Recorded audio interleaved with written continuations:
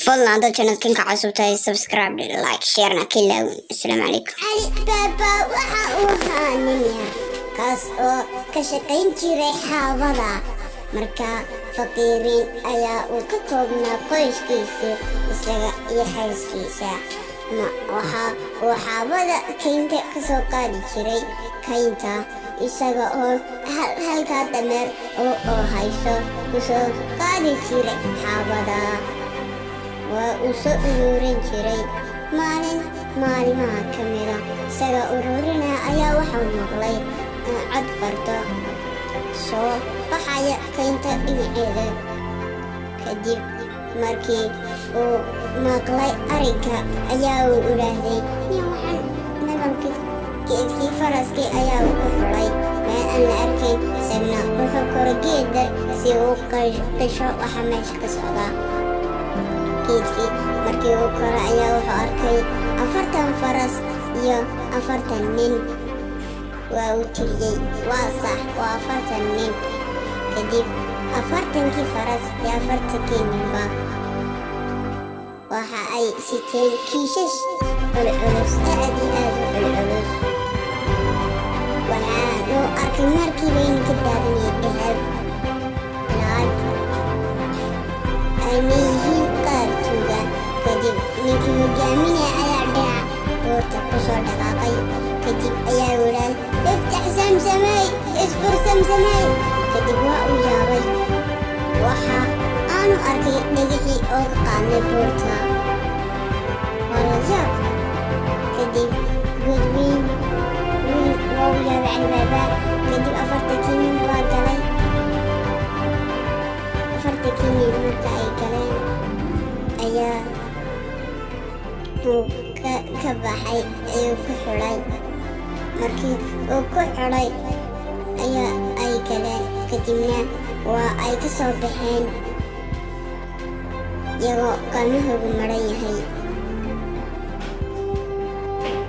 40kii nin basaasay u soo baxeen waxa uu ina ogaaday isxir samsamay waa isxidhay kadib 40kii nin ayaa meesha ka dhaqaajiyey isaga uuna uu ka soo baxay markii uu ka soo baxay ayaa wixii uu sameynay idhaahday isfur samsamay kadib sidii ay markii hore tiraahday ayaa uu ku furmay uu ka soo baxay isagoo socda kadib waxaa arkay dahab aad iyo aad u qaaliya kadib markii uu arkay dahab aad iyo aad u qaaliya ayaa uu in yar oo aan lagu fahmin kasoo dhex qaatay kadib isagoo in yar oo aan laga fahmin qaatay dahabkii kadib waxa uu idhaahday isxir samsamay kadib waa ay sixirtay isagoo arkaya kadib dameerkii intuu xaabadii ka qaaday ayaa uu saaray kiishashkii dahabka kadib waxa uu geeyay xaafadii gabadhiisii ayaa u tusay kadib waa ay la yaabtay dahabkan kadib sheekadii ayaa ugu sheegay waxaa loogu taray xataa aad ka tagtay kadib waxa uu idhaahday waxaan ka keenay meelaha kula xaafadda dariskeena lagu soo qaadi miisaan kadib iyagoo dahabkii miisaanaya ayaa uu miisaamay waxa uu ku idhaahday meel baan ka soo qaaday kadib waxa ay ku tiraahday jeerkiina aan ka soo qaadaya orod u tag ayuu ku idhaahday dariskeena maha dariska taajiriinta ninka taajirkaay waxa uu ahaa nin taajir ah oo aan habeeraatu naxayn deriskooga kadib gabadhii xaaskiisii ayaa u ku qoracday albaabka kadib waa uu ka furay kadib waxay ku tiraahday miisaankaaga noo soo yardhiib waxmaan ku miisaamina kadib waa uu fikiray wuxuu dhahday anii dhiibaya anaa iminka nii soo qaadaya kadib waxay ku tiraahday mahadsanid kadib waa uu fikiray wuxuu dhahday maxaa igu falaya miisaanka xagga dambe ayaa xaba kaga dhajiyey si hadhow miisaanka inta ka dhacda dhulka ay ku dhegto miisaankii ayaa uu ka koray iyagoo miisaamaya.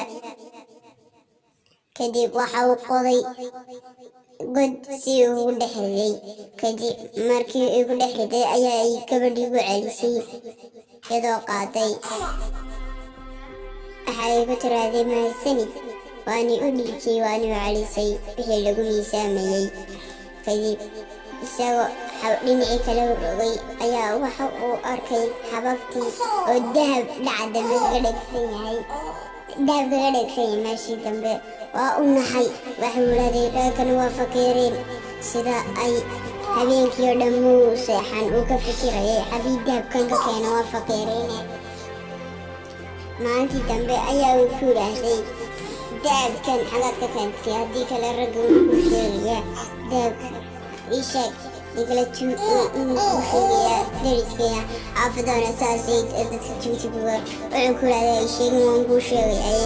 kadib sheekadii iyo dhan ayaa uu sheegay, waanuu kaxeeyey, waxaanu soo tusay godkii, waanu u sheegay hababka uu u galayo, isagoo oo tusay xataa weliba sida loo furayo. waa kaa buurta. kadib waxa uu qaatay isagoo kaxeeyey. kadib markii uu kaxeeyey waxa uu soo qaatay 2 midh oo. kadib markii uu dhagixii waxa uu soo qaatay 2 midh oo dameera. kadib waxau dhahday maanta iftax samsamey. kadib dhagixii ayaa isfuray. kadib markii uu galay ayaa waxa uu arkay waxandha daraadara iimaan laawihii. waxa uu arkay dahab aad iyo aad u fara badan.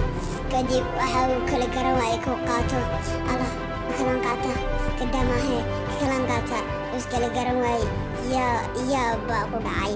kadib markii uu dahabkii badan soo qaaday ayaa uu idhaahday maxaa lagu furay talow. waa uu ilaaway. allah waargujiyo isfur. waa uu soo xasuusan kari waayey. waar tamaandho isfur. walaka daayade. waar xamsi siyaaro isfur. allah waa uu carcarray magaaladii. uu dhex carcarray meeshii isagoo wax kasta ku eegay. uu daalay. kadib waxaa ugu timaaday tuugtii. kadib markii arkay 2 faras oo meesha taagan dameero ayaa ay yidhaahdeen waana la soo galay. kadib waxay idhaahdeen isfur samsamey. kadib waxay arkeen ninkii oo qaadqaaday kiishash. waa ay qabteen iyagoo dilaya. ayuu idhaahday waar waa keligay maaha mid kale ila og. waar waa keligay maaha mid kale ila og. kadib dhinac ayay ku jireen yidhaahdeen mid kale ila oga kaasna soo kharajina. gabadhii taajirada ayaa soo carartay. kadib waxay u timaaday cali baabaa iyo waxay ku tiraahday weli muhiman. kadib waxa uu arkay 2 dameer oo meesha taagan. waxa uu xaqiiqsaday in uu yihiin dameerihiisii dhinacana lagu khaarajiyey. kadib waa uu murugooday. kadib markii uu murugooday ayaa arrintii u sheegay. kadib wuxuu ku yidhaahday waa sida dhabta saxda ee ninkaygii waa la khaarajiyey. kadib maalintii dambe ayaa uu taajiray shaariyada u shaqeeyey. suu taajiraya ayaa la idhaahday mudane waa la qaatay badh dahabkii. saasna magaalada anaa ka soo eegaya anaa ka soo eegay aniga igu dir. ninkii waa uu ku ogolaaday. wuxuu ku yidhaha soo dabagal. kadib magaaladii isagoo eegaya nin dahab sita, nin dahabkii laga xaday oo kala sita ayaa isagoo arkaya loo sheegay kaasoo dahabka uu soo dabagalay. kadib markii uu arkay gurigii ayaa uu rinji madow albaabka dhac ka siiyey.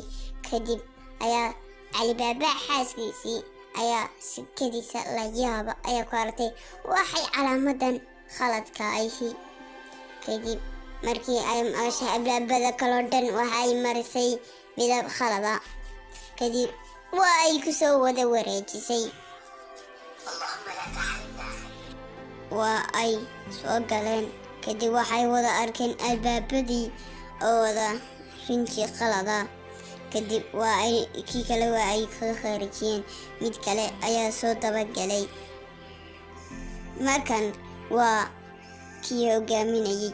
Markuu soo galay albaaba isagoo hurinba ayaa uu iska soo dabagalay. Kadib albaabkii ayaa ku qaraacay. Waxa uu ogaaday inuu gurigan u galo kii. Waxaanu ku raadiyay martii maanu nahay saliidan ayaan wada sinaa aw meel aan garanayno ay geli gurigan cidna ma garanaysa. Kadib waa uu ka ogolaaday soo gal baa lagu yidhaahday. Kadib isagoo faraxsan ayaa uu soo galay soo qaatay 40 kiish oo wada. Kadib isagoo loo keen doono waa loo keeniyay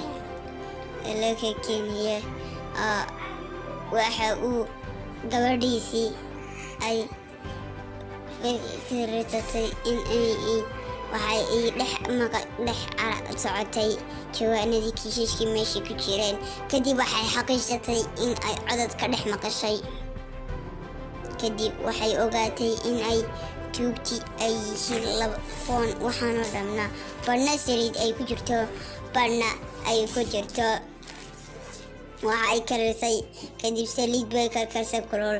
Kadib markiiba inta ay kalba mid afka ka furto si aan loo maqal ay madaxa kaga shubtay saliidii oo dhan. wixiiba dhinacaas ayay kaga shubtay. kadib markii ay kaga shubtay ayaa ay si wixii oo dhan ragii ku jiray ay wada madheen. Kadib markii ay saqbadha gaadhay ayaa uu ku yidhaahday wixii aan ku heshiinay weeyaane soo baxa. waa xilliga aan soo baxaynay soo baxa. kadib cidna markaa u joogi wayday ayaa uu albaab ka furay furkii. waar soo baxade. kadib waxaa uu arkay wax argagaxa nimankii oo saliida loo wada mariyey. waa wada naxay. wayaa mariyey saliidan. albaabkii uu ka cararay. siduu carriyey meeshii ka tagay. waxaa ka soo wareegtay sanado badan isaga oo ay u sheegtay xaaskiisii in ay waxaanoo dhanba ay yihiin dad. kadib markii ay saas ayaa ay ka badbaadeen. kadib xaaskiisii wada aqligahaa ayaa sida taajiriin ku noqday. aqalkii faqiiriintana waa ay ka baxeen. kadib markaa sheekada caruuray aad ka faa'iidaysaan waxa weeyaan oodi abka dhow. Please subscribe. Gambalelkana ha ka ilaawin. Saduush.